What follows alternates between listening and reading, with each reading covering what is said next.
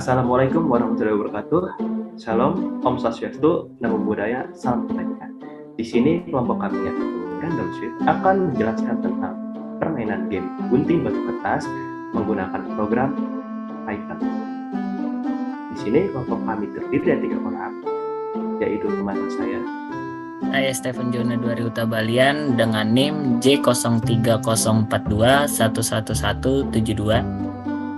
Saya Nelia Valevi dengan NIM J03042111017. Dan saya sendiri Nurul Febriansyah dengan NIM J03042111047.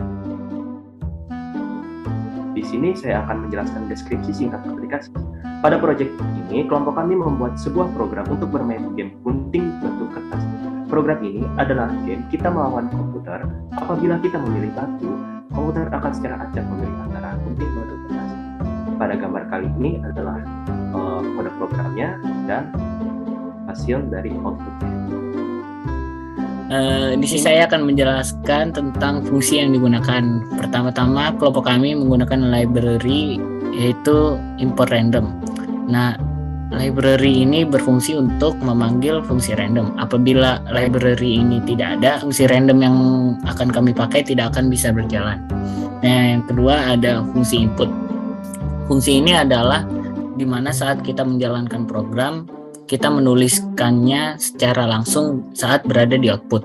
Nah, yang selanjutnya adalah fungsi random choice. Fungsi ini adalah fungsi random yang dimiliki oleh Python. Apabila kita menggunakan fungsi ini, saat program dijalankan, variabel yang sudah ditulis akan kepilih secara acak. Selanjutnya ada fungsi print. Fungsi ini digunakan untuk mencetak perintah dan akan menghasilkan output. Selanjutnya ada fungsi printf. Nah, fungsi f di dalam print ini adalah berfungsi untuk memanggil suatu variabel yang sudah kita tulis di atas. Nah, fungsi selanjutnya kami menggunakan fungsi if.